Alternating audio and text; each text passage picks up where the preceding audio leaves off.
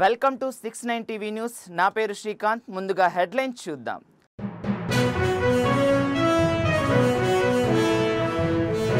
తెలంగాణ రాష్ట్రంలో కులగణన సర్వే పారదర్శకంగా జరిగింది. కేటీఆర్ వ్యాఖ్యలను బీసీ సమాజం క్షమించదన్న భూపాలపల్లి ఎమ్మెల్యే గండ్రా.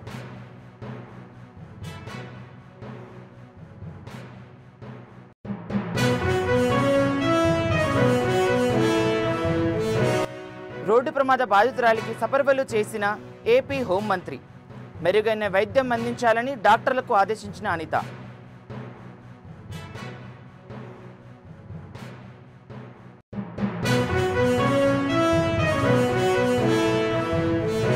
జనసేన నేత కిరణ్పై ఆరోపణలు చేసిన లక్ష్మిని అరెస్టు చేసిన పోలీసులు.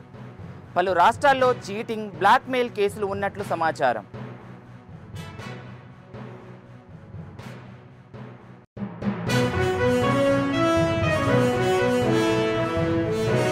బీసీ కులగణనలో 300 కాపులకు తీవ్ర అన్యాయం.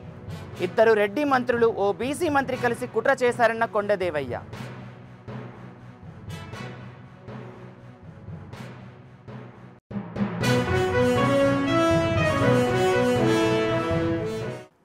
జనసేన నేత కిరణ్పై ఆరోపణలు చేసిన మహిళ లక్ష్మిని రాజస్థాన్ పోలీసులు అరెస్టు చేశారు.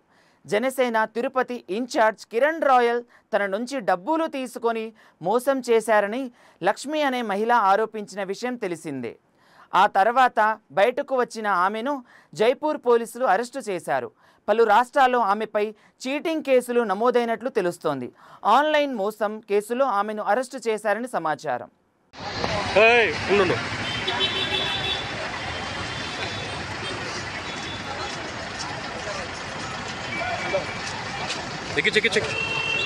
ఎక్కించరా ఎక్కడమ్మా. తెలంగాణ రాష్ట్రంలో కులగణన సర్వే అత్యంత పారదర్శకంగా జరిగిందని, కులగణన సర్వేను మళ్లీ చేయాలన్న కేటీఆర్ వ్యాఖ్యలను బీసీ సమాజం క్షమించదని భూపాలపల్లి ఎమ్మెల్యే గండ్రా సత్యనారాయణరావు అన్నారు. భూపాలపల్లి నియోజకవర్గం మెగుళ్లపల్లి మండల కేంద్రంలో కాంగ్రెస్ మండల కమిటీ ఆధ్వర్యంలో నిర్వహించిన బీసీ కులగణన, ఎస్సీ వర్గీకరణ అవగాహన సభకు ముఖ్య అతిథిగా ఎమ్మెల్యే గండ్ర సత్యనారాయణరావు హాజరయ్యారు.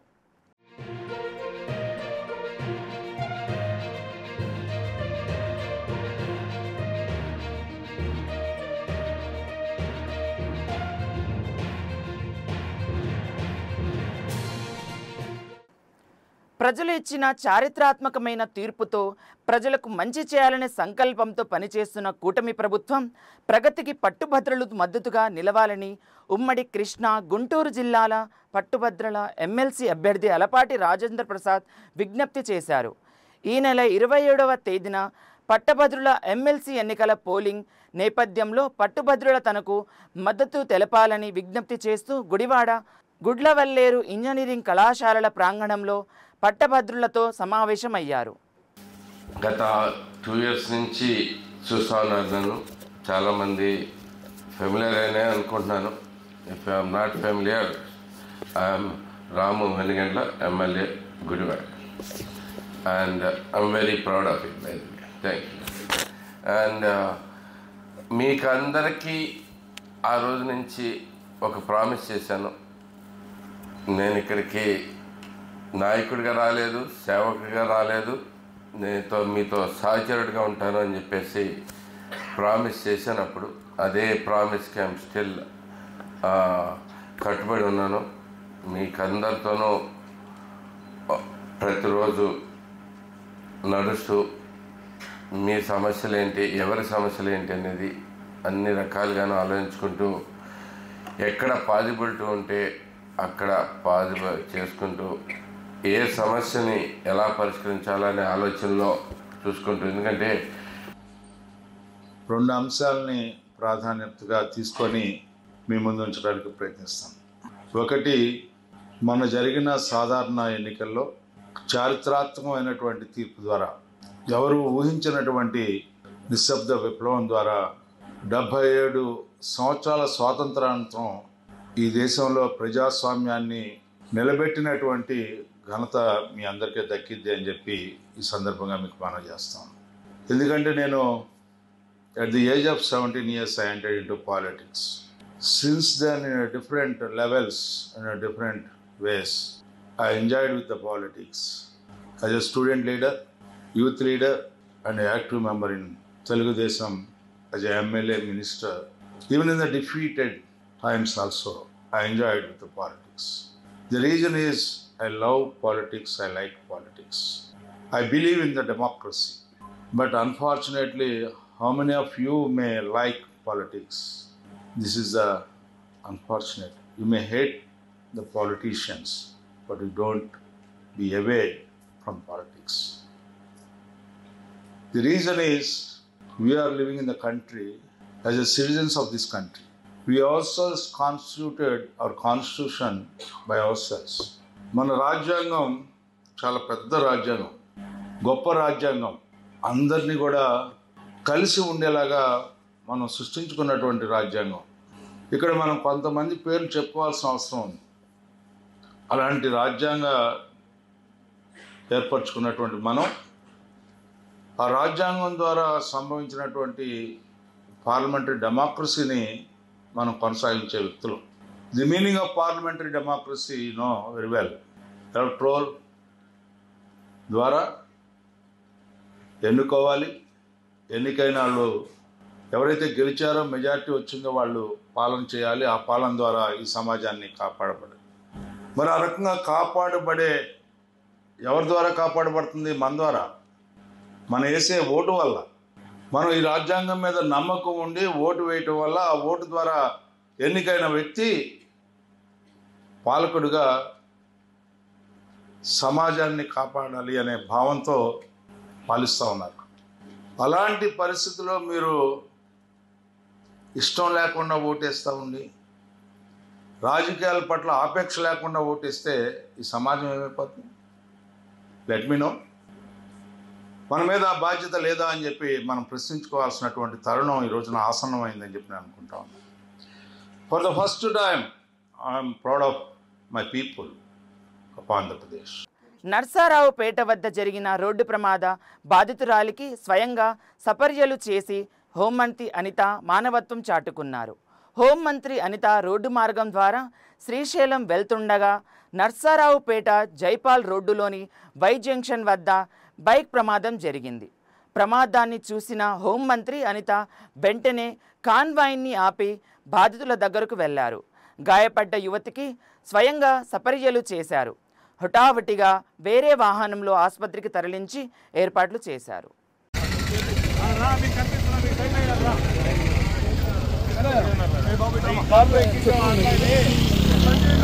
తెలంగాణ ప్రభుత్వం ప్రతిష్టాత్మకంగా నిర్వహించామని చెబుతున్న కులగణనలో మున్నూరు కాపులకు తీవ్ర అన్యాయం జరిగిందని తెలంగాణ రాష్ట్ర మున్నూరు కాపు సంఘం ఆగ్రహ వ్యక్తం చేసింది.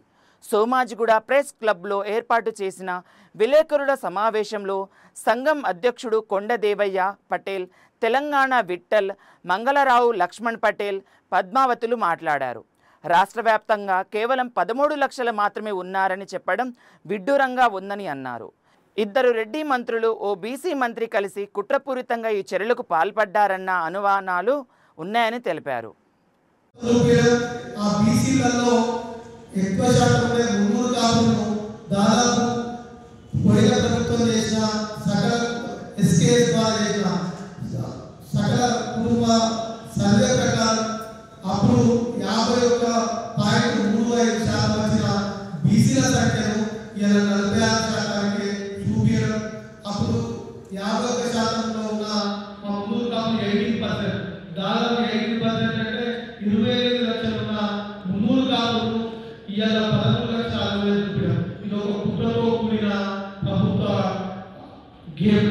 ఎంత గేమ్ అంటే రాజకీయంగా అగ్రవర్గాలకు పోటీ పడుతున్న బీసీలలో రాజకీయ చైతన్యం ఉన్న కులం ఇవాళ మున్నూరు కాపు కులం.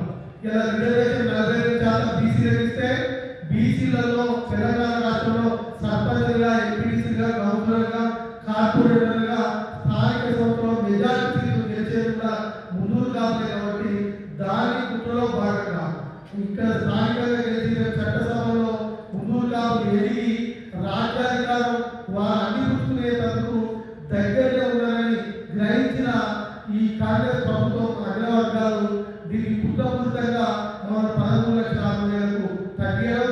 బీసీలను మున్నూరు కాపులను అణగదొక్కేదందుకే ఈరోజు ఈ సర్వేలో దీనిలో బీసీలను ఒక 25 లక్షలు దాదాపుగా తక్కువ చూపించడం జరిగింది. మరి దానిలో మున్నూరు కాపులను పోయినసారి 28 లక్షలు ఉన్న మున్నూరు కాపులు ఈసారి 13 లక్షలు ఎలా ఉన్నారు? 15 లక్షల మంది మరి కరోనాలో చనిపోయారా? ఉపాధి లేకుండా గల్ఫ్ దేశాలు వెళ్ళిపోయినారా? మీరు ఎలా సర్వే చేస్తున్నారు? ఈరోజు మాకు రిపోర్టు గ్రామ స్థాయిలో మీ కలెక్టర్ ఆఫీసులలో, మండల ఆఫీసులలో, మున్సిపల్ ఆఫీసులలో మా మున్నూరు కాపుల సర్వే బయటపెట్టండి. మా ఓటు హక్కు ఉందా లేదా మేము తెలుసుకుంటాం. ఈరోజు మాకు ఎంత అన్యాయం జరుగుతుంది. ఈరోజు 40 లక్షల మంది ఉండి 13 లక్షల మంది మున్నూరు కాపులందరినీ ఈరోజు చంపేస్తున్నారు ఈ రాష్ట్ర ప్రభుత్వం. ఈరోజు అయితే మేము ఈరోజు రాజ్యాధికారంలో 43 మంది రెడ్డిలు ఉన్నారు, మీరు ముఖ్యమంత్రులు ఉన్నారు, ప్రతి ఒక్క మంత్రులు ఉన్నారు. ఈరోజు మున్నూరు కాపులకు ఈ తెలంగాణ రాష్ట్ర ప్రభుత్వంలో ఈరోజు ఏముంది? మీరు ఎన్ని టికెట్లు ఇచ్చినారు? కాంగ్రెస్ పార్టీ 3 టికెట్లు ఇచ్చినారు. దానిలో పర్సెంటేజ్ ప్రకారంగా మీరు ఏదైతే మాకు ఈ తెలంగాణ రాష్ట్రంలో 4 కోట్ల మందిలో 3% చూపించినప్పుడు మీ కుట్ర అనేది అప్పుడే మీరు తెలంగాణ రాష్ట్రం అప్పుడే ఈ అసెంబ్లీ ఎన్నికల్లో బయటపడ్డది. 3% 3 టికెట్లు ఇచ్చి ఇద్దరం గెలిపించుకున్నాము. దానిలో ఈరోజు ఒక మంత్రి పదవి లేదు. మా కార్పొరేషన్ ఇస్తామని కూడా మనల్ని మోసం చేస్తారు, సొసైటీ చేశారు. ఈరోజు మీరు మా మున్నూరు కాపులందరూ వాడుకున్నారు. మేము 26 మంది ఎమ్మెల్యేలు పోటీ చేసి 3కే దిక్కు అయిపోయింది ఈరోజు తెలంగాణ రాష్ట్ర ప్రభుత్వంలో. ఈరోజు మా మున్నూరు కాపులందరూ కూడా తెలియజేసేది, ఈరోజు మున్నూరు కాపు సంఘాలు అన్నీ మరి అందరూ ఒక ఐక్య వేదిక ద్వారా బలం అయిపోయి వచ్చే 17 తారీఖు నాడు కలెక్టర్ ఆఫీసులలో వేలాది మంది కొద్ది 20 కలెక్టర్ ఆఫీసులలో వినతి పత్రాలు ఇవ్వండి. 23 తారీఖు నాడు 119 ఎమ్మెల్యేలు శాసనసభ్యుల ఇంటి దగ్గర అందరు వెళ్ళి మీరు వినతి పత్రాలు ఇవ్వండి. రేపోతే రేపు స్థానిక ఎన్నికల్లో మేము తిరగనియము, బయటికి రానియము. ఈ మున్నూరు కాపులు, బీసీలు, కాంగ్రెస్ పార్టీ కూడా ఒక ఓటు వేయమని తెలియజేయండి. మన సర్వేలు రీసర్వే చేసి మన మున్నూరు కాపుల సర్వే 40 లక్షల పైచీలకు ఈరోజు 24% ఉన్న పర్సెంటేజ్ 8% తీసుకొచ్చిన ఈరోజు ఈ రాష్ట్ర ప్రభుత్వం దిగివచ్చి సర్వే చేసేదాకా ఈ ఉద్యమ పోరాటం ఆగదని. తెలంగాణ ముఖ్యమంత్రి రేవంత్ రెడ్డిని విమర్శిస్తున్న బాలానగర్ కార్పొరేటర్ ఆవుల రవీందర్ రెడ్డి తాను చేసే తప్పులను సైతం చూసుకోవాలని కాంగ్రెస్ పార్టీ నేతలు హితవు పలికారు. బాలానగర్ డివిజన్లోని వినాయక నగర్లో కార్పొరేటర్ రవీందర్ రెడ్డి నిర్మించిన అక్రమ నిర్మాణాన్ని కూల్చివేయాలంటూ హైకోర్టు సెప్టెంబర్లో ఆదేశాలు జారీ చేసిన క్షేత్రస్థాయిలో అధికారులు పట్టించుకోవడం లేదంటూ సోమవారం ప్రజావాణిలో కుకట్పల్లి నియోజకవర్గ ఏ బ్లాక్ ఉపాధ్యక్షుడు యుగధర్ రెడ్డి జోనల్ కమిషనర్ అపూర్య చౌహాన్కు ఫిర్యాదు చేశారు. ఇటీవల మా బాలనగర్ డివిజన్ కార్పొరేటర్లు, కుకుట్పల్లి నియోజకవర్గ కార్పొరేటర్లు మన కౌన్సిల్ సమావేశం అయిపోయిన తర్వాత మా ముఖ్యమంత్రిని 420 అని వ్యాఖ్యానించుకుంటా అచ్చోసిన ఆంబోతులు లేక బయటకు వస్తూ ఉన్నారు, గాడ్లు తీసుకొస్తూ ఉన్నారు.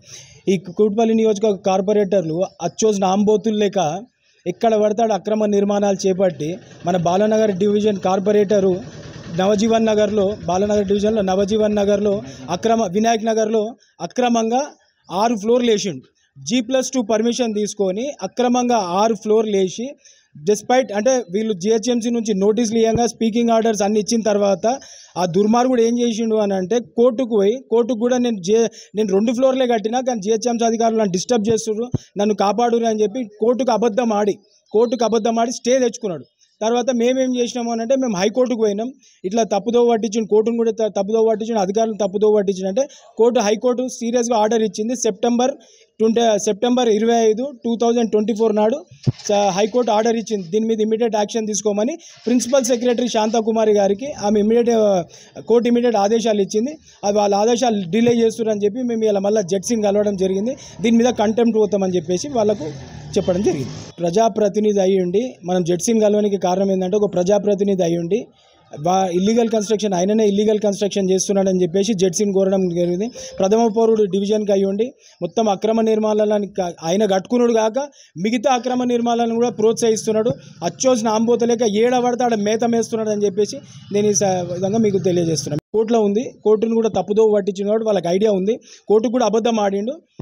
దీని మీద ఇమీడియట్ లోవర్ కోర్టుకు మేము మా కౌన్సిల్కి చెప్తాము కొంచెం స్టే వేకేట్ చేయమని. ఎందుకంటే హైకోర్టు ఆర్డర్ ఉంది, లోవర్ కోర్టును కూడా స్టే వేకేట్ చేయమని చెప్పి ఉంది. కాబట్టి ఇమీడియట్ నెక్స్ట్ డేట్ వరకల్లా మా కౌన్సిల్కి నేను సీరియస్గా తీసుకొని నేను ఇమీడియట్ దీని మీద యాక్షన్ తీసుకొని డిమాలిష్ చేపిస్తాను అని చెప్తున్నాడు జడ్జి.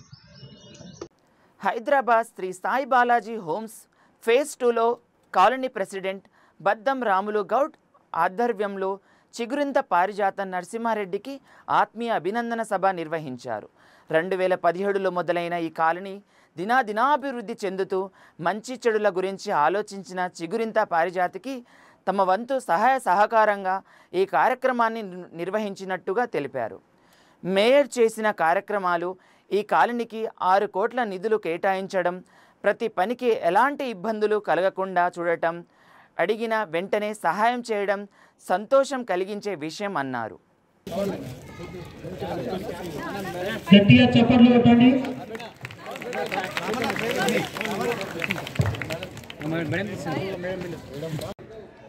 ఈరోజు నేను ఇక్కడ ఉండడానికి కారణం మీ అందరూ, మీ శక్తి మేరకు మీ అందరూ కూడా నాతో పాటు ఆ రోజు మన 31 డివిజన్లో నిజంగా అడుగు వేయలేని పరిస్థితి, నడవడానికి కూడా రాలేని పరిస్థితిలో కూడా మా అక్కలందరూ కూడా నాతో కలిసి తిరిగినారు. ఓట్లు వేయించడానికి ప్రతి ఒక్క ఇల్లు టచ్ చేసి మన ఇంటి ఆడపడుచులాగా వచ్చింది, మనకి దగ్గరలో ఉంటుంది, ఏ సమయంలోనైనా ఉంటుందని ఆ రోజు మీరు ఒక మాట అని మా దంపతులు ఇద్దరికి, మగవాళ్ళు అన్నతో పాటు మాతో పాటు, ఆడవాళ్ళు నాతో పాటు, అసలు నిజంగా నాకంటే అలవాటు రాజకీయం, కానీ ఏం తెలియకపోయినా మళ్ళీ వాళ్ళు కూడా మమ్మల్ని గెలిపించడానికి అహర్నిశలు కష్టపడ్డ మీ అందరికీ కూడా ఈరోజు నిజంగా 5 సంవత్సరాలు పూర్తి చేసుకున్నానా అని అనిపిస్తుంది.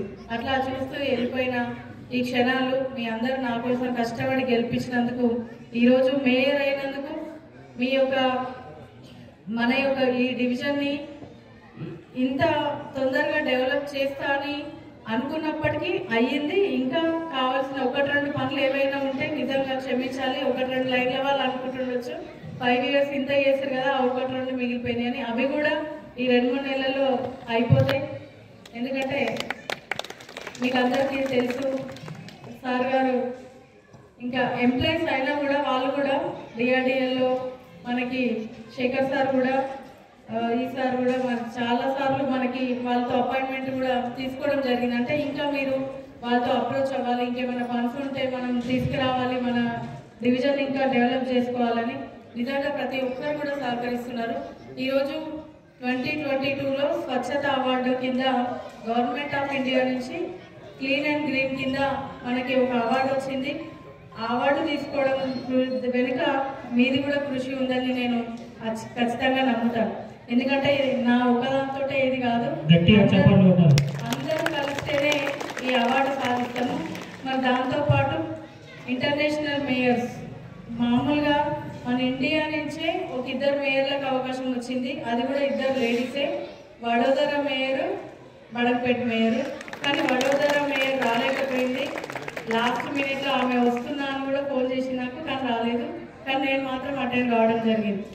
ఇంటర్నేషనల్ లెవెల్లో కూడా మనం అక్కడ ప్రెజెంట్ చేయడం అనేది నిజంగా అక్కడ గవర్నర్ వాళ్ళందరితో మాట్లాడడం చాలా హ్యాపీగా అనిపించింది. బడక్పేట ఒక కార్పొరేషన్ పేరు ఈరోజు ప్రతి ఒక్క చోట వినిపిస్తుంది అంటే నిజంగా 2020కి ముందు ఎలా ఉంది, 2020 తర్వాత ఎలా ఉంది, మన డివిజన్తో పాటు కార్పొరేషన్ మొత్తం కూడా మీరు నిజంగా చూసినట్లయితే చాలా మార్పు. ఒక పరిస్థితి ఇంతకుముందు అన్న చెప్పిండు ఏంటంటే 2020కి ముందు చూసిన నేను, 2020 తర్వాత చూస్తున్నాను.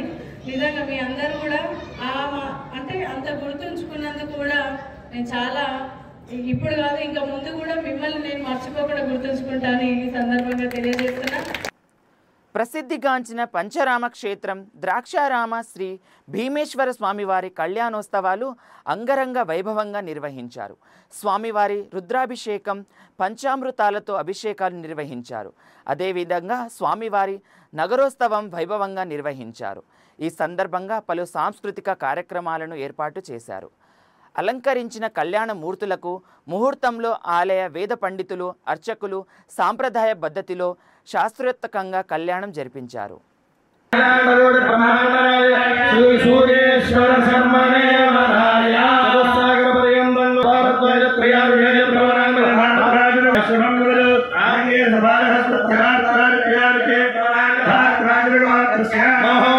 సుభాష్ గారి దంపతులు స్వామివారికి నమస్కరించిన దంపతులు నూతన వస్త్రాలు సమర్పిస్తూ ఉన్నారు.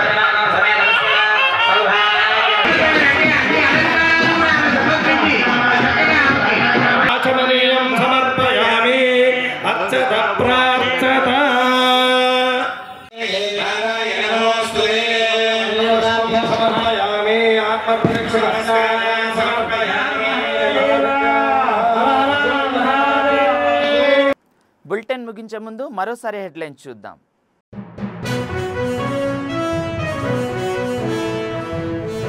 తెలంగాణ రాష్ట్రంలో కులగణన సర్వే పారదర్శకంగా జరిగింది. కేటీఆర్ వ్యాఖ్యలను బీసీ సమాజం క్షమించదన్న భూపాలపల్లి ఎమ్మెల్యే గండ్రా.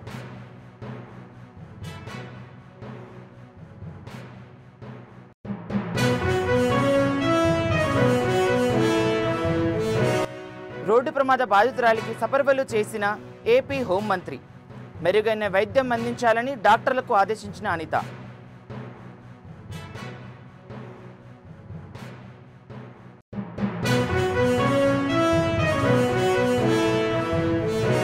జనసేన నేత కిరణ్పై ఆరోపణలు చేసిన లక్ష్మిని అరెస్టు చేసిన పోలీసులు. పలు రాష్ట్రాల్లో చీటింగ్, బ్లాక్మెయిల్ కేసులు ఉన్నట్లు సమాచారం.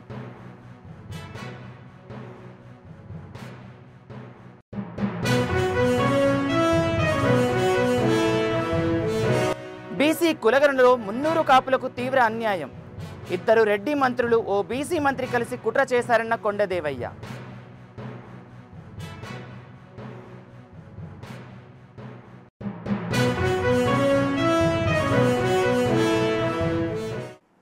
మరిన్ని అప్డేట్స్ కోసం చూస్తూనే ఉండండి 69 టీవీ న్యూస్.